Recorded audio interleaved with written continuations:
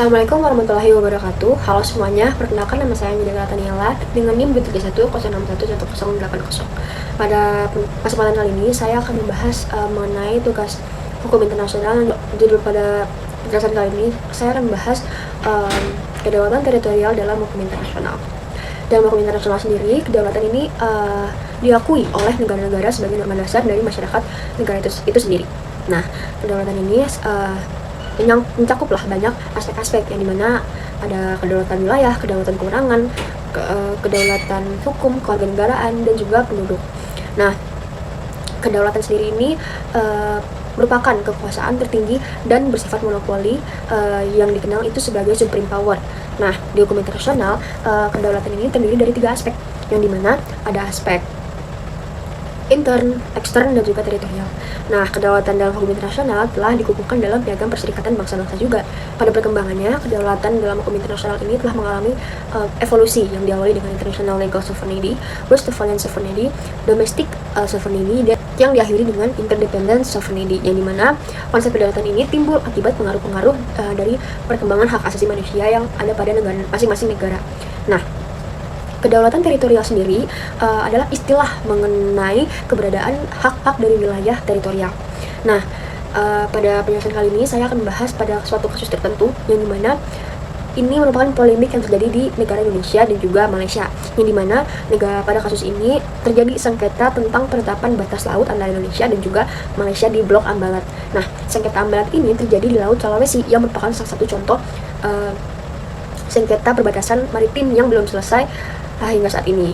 Nah, di sengketa Ambalat ini adalah pengaruh dari kemenangan Malaysia atas Sipadan dan Pulau Legitan. Nah, kemenangan Malaysia ini membuat Malaysia tuh semakin berani gitu untuk mengklaim bahwa kawasan-kawasan di Indonesia itu dibuat oleh Malaysia, dan mereka itu mengklaim kembali bahwa kawasan Ambalat itu punya mereka. Nah, mengapa Malaysia ini kepingin banget untuk mengambil Pulau Ambalat itu sendiri? Karena Ambalat sendiri ini memiliki kandungan minyak dan gas bumi yang berlimpah. Nah, maka dari itu merupakan salah satu tujuan negara Malaysia itu untuk menguasai Pulau Ambalat.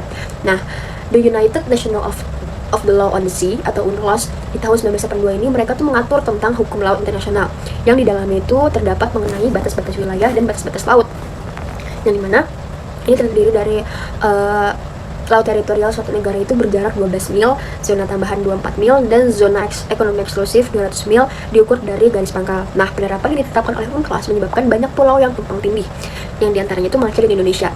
Nah, permasalahan tersebut itu menyangkut tentang eksploitasi dan eksplorasi tentang pengelolaan sumber daya alam hayati maupun non-hayati dan yurisdiksi negara tersebut. Nah, di dalam keputusan Mahkamah Internasional atau International Court of Justice memutuskan juga untuk dimenangkan negeri tetangga.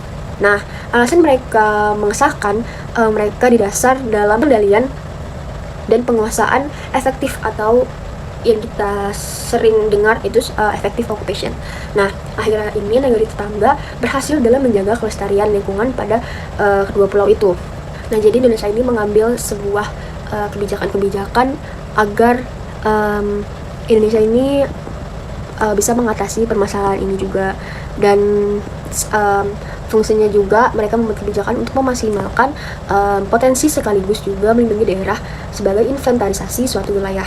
Nah, kebijakan tersebut itu diatur di dalam yang pertama kebijakan pemerintah wilayah nomor 47 tahun 1997 tentang rencana tata ruang wilayah nasional, dan yang kedua peraturan presiden nomor 78 tahun 2005 tentang pengelolaan pulau-pulau terluar. Yang ketiga, pemerintahan membuat peraturan terkait pengelolaan wilayah pesisir dan pulau-pulau kecil yang diatur dalam UU PWP dan PPK. Nah, di dalam kasus ini analisis yang saya bisa berikan yang pertama ini adanya kelemahan ya, yang dimana penguasaan efektif ini atau effective occupation ini merupakan kekalahan atas Sipadan dan Legitan di Mahkamah Internasional.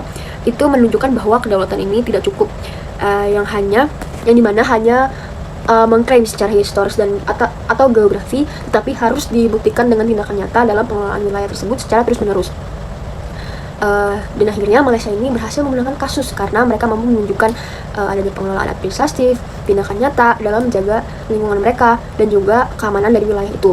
Nah, sementara Indonesia walaupun secara geografis lebih dekat, kita ini gagal untuk menunjukkan pengelolaan yang aktif terhadap kedua pulau tersebut. Nah, mungkin itu tadi yang bisa dapat saya jelaskan di dalam video ini. Semoga video ini dapat bermanfaat bagi kita semua, dan saya harap kita dapat bisa lebih bijak lagi dalam mengambil langkah nyata, yaitu di dalam keadaan-keadaan wilayah laut yang kita miliki ini, sehingga tidak terjadi lagi masalah-masalah seperti ini. Nah, mungkin dari saya segitu dulu. Jika ada salah kata atau tingkah laku saya, mohon dimaafkan. Assalamualaikum warahmatullahi wabarakatuh.